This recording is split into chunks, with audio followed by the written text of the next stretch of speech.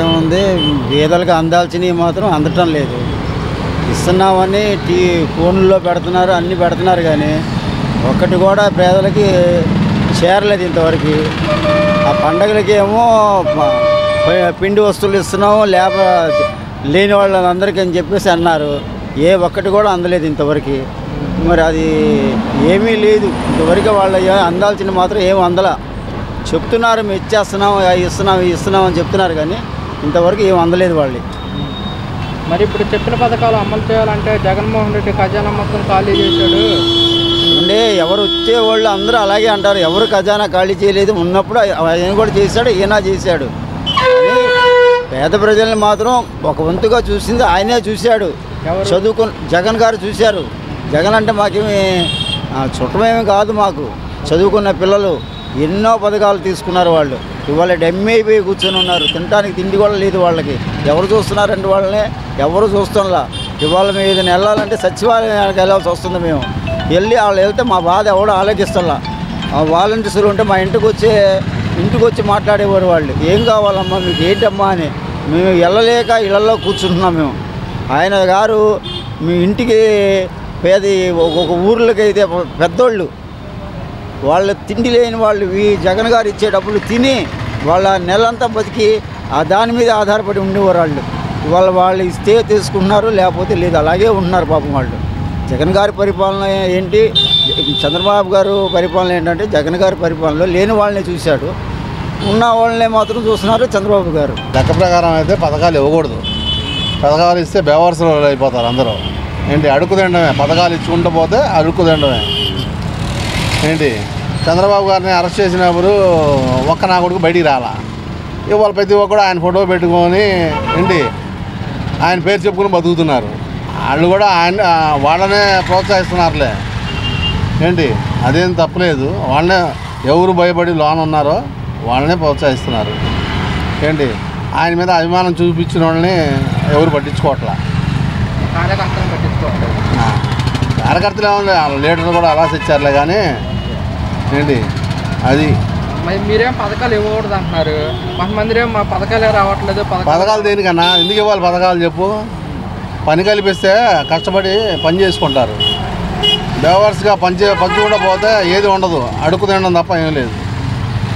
మరి గత ప్రభుత్వంలో వైఎస్ఆర్ కాంగ్రెస్ పార్టీలో మాకు పథకాలు వచ్చాయి, ఈ ప్రభుత్వంలో పథకాలు రావట్లేదు అంటారు కదా ప్రజలు. ఇప్పుడు అందుకనే రేట్లు పెరిగినాయి అంతేనా. మరి ఎన్నికల ప్రచారాల్లో కూటమి ప్రభుత్వ అధికారంలోకి వస్తే రేట్లు తగ్గిస్తామని నిత్యావసర ధరలు అన్నారు. 100 మంది 100 మాటలు చెప్తారు. ఏంటి డబ్బులు ఉన్నారు ఫస్ట్ పంచుకోవడానికి. లేని డబ్బులు ఎక్కడ నుంచి తీసుకొస్తారు. ఎవరు అప్పు తెచ్చినా మన నెత్తి మీద పడేది. అది ఆలోచించాలి మనిషి. మరి పథకాలు రావట్లేదు అంటున్నారు కదా. దేనికి అదే నాన్న చెప్తున్నాను. పథకాల వల్ల ఉపయోగం ఏముందన్నా. రేపు పొద్దున్న రిలీజ్ చేస్తారు పథకాలు. ఏంటి అవి సాయంత్రం కల్లా అయిపోతాయి. అవి మళ్ళీ రెండో రోజు దేవల్ల దిలవల్ల అంటే అడుక్కు తినడమే రెండో రోజు నుండి. అంతేనా. పథకాలు వద్దు, ఇంప్లిమెంట్ కావాలంట. అది కావాలి. బాగానే ఉంది సార్. మాకైతే బాగానే ఉంది. గత ప్రభుత్వంతో పోలిస్తే ఈసారి ప్రభుత్వం బాగానే ఉంది. అభివృద్ధి పనులు జరుగుతున్నాయి. రాజధాని కూడా ఇచ్చేస్తున్నారు, పెట్టుబడులు తెస్తున్నారు. కాబట్టి అయితే బాగానే ఉంది. పథకాల విషయంలో కానీ పథకాలు కూడా చేస్తున్నారు కదా, అమలు చేస్తున్నారు చిన్నగా. కొంతమంది రాష్ట్రమాట ఏంటండి వచ్చి 8 నెలలు అవుతున్నా కానీ పథకాలు ఏమీ రావట్లేదు, గతంలోనే వచ్చాయని చెప్పేసి. గతంలో ఇచ్చారు సంక్షేమ పథకాలు, అమ్మ ఒడి, అవి విద్యాదీవెన అని అవి ఇచ్చారు కదా. ఇప్పుడు కూడా కొంచెం చేస్తున్నారు చిన్నగా. అంటే కొంతమందికి అర్హులు కాని వాళ్ళకి తీసేస్తున్నారు, మిగతా వాళ్ళకి ఇస్తున్నారు. మరి చెప్పిన పథకాలు అమలు చేయకపోతే ప్రభుత్వం మీద వ్యతిరేకత వచ్చే అవకాశం ఉందంటారా? వ్యతిరేకత వచ్చినా కూడా వర్గం కొంతమంది నుంచి. కానీ గత ప్రభుత్వం పోలిస్తే ఇప్పుడు బాగానే ఉంది కదండి. ఈ ప్రభుత్వమే బాగుంది అనిపిస్తుంది నాకైతే. ఇచ్చారు, ఇప్పుడు డెవలప్మెంట్ కూడా చేస్తున్నారా? కనిపిస్తుందండి. డెవలప్మెంట్ అయితే ఉంది, వస్తున్నాయి కదా. ఇప్పుడు గూగుల్ కూడా పెట్టబోతున్నారు ఇక్కడ. పెద్ద కంపెనీలు వస్తున్నాయి. దానివల్ల ఎంతోమందికి ఉపాధి వస్తుంది. ఇప్పుడు మన వాళ్ళు ఇక్కడ చదువుకొని వేరే రాష్ట్రాలకు వెళ్ళాల్సిన అవసరం ఉండదు కదా. ఇక్కడే చేసుకుంటారు, ఉద్యోగాలు దగ్గర ఉంటారు. కాబట్టి అది మంచిదే కదా. అమరావతి పూర్తి చేస్తామని సీఎం గారు చెప్పడం జరుగుతుంది. మీకు ఎలా అనిపిస్తుంది?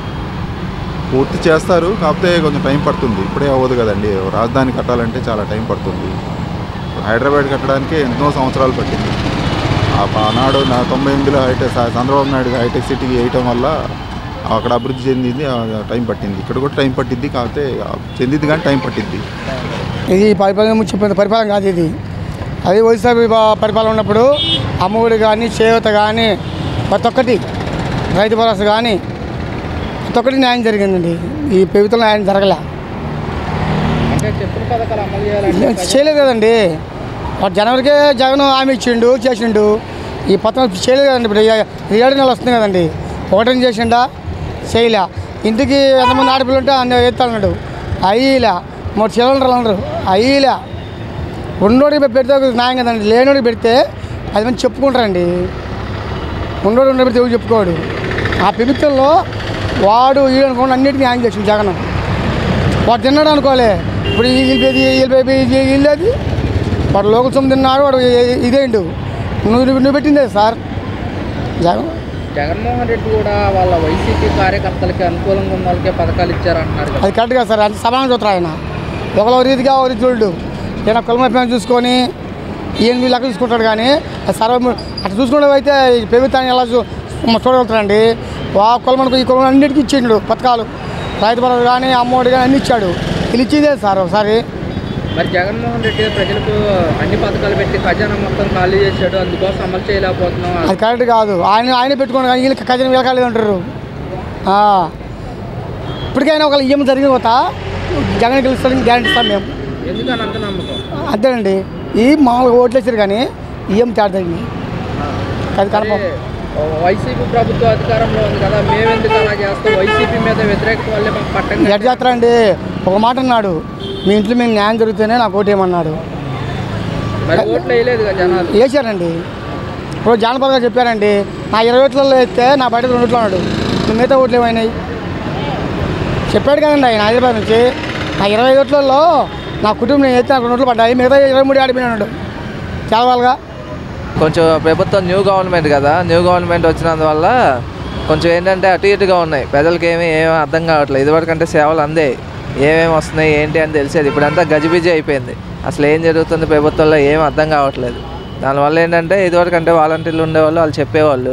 ఇప్పుడు ఏంటంటే సచివాలయాలకు వెళ్ళినా సచివాలయాలు పట్టించుకోవట్లేదు, ఏం చేయట్లా. వాళ్ళు వస్తుంటే అక్కడికి వెళ్ళండి, నోట తీసుకురండి, అది తీసుకురండి, ఇది తీసుకురండి అని తిప్పడమే అవుతుంది.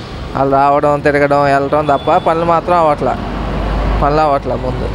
ఈ ప్రభుత్వం కూడా వాలంటీర్స్ని కొనసాగిస్తుంటే ఎలా ఉంటుంది? బాగుంటుంది, కొనసాగించుంటే బాగుండేది.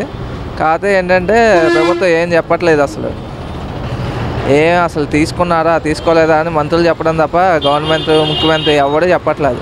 అసలు ఉన్నారా లేదా పోయారా ఇదివరకని చెప్పేవాళ్ళు. ఇప్పటికీ ఫోన్లు వెళ్తున్నాయి చాలామందికి. ఇప్పుడు ఏ ఇన్ఫర్మేషన్ సచివాలయాల నుంచి రావట్లా. డైరెక్ట్గా వెళ్ళి సచివాలయానికి వెళ్ళి కనుక్కొని వచ్చి మళ్ళీ వాళ్ళు ఎప్పుడు ఉంటారో ఎప్పుడు ఉండట్లేదు తెలియట్లే. ముందు సచివాలయాల్లో ఎప్పుడు వెళ్ళినా ఖాళీగా ఉంటున్నాయి సచివాలయాలన్నీ. తర్వాత ఎప్పటికి వెళ్ళినా ఎక్కడ అవ్వట్ల పనులు అయితే అవ్వట్లా. గతంలో అయితే బాగుండేది. గతంలో ఏంటంటే ఇన్ఫర్మేషన్ వచ్చేది ఎప్పటికి నుంచి ఎప్పటికి, పలానా టైంలో రండి, పలానా టైంలో వెళ్ళండి అని ఇన్ఫర్మేషన్ వచ్చేది. ఇప్పుడు అసలు ఏమీ లేదు.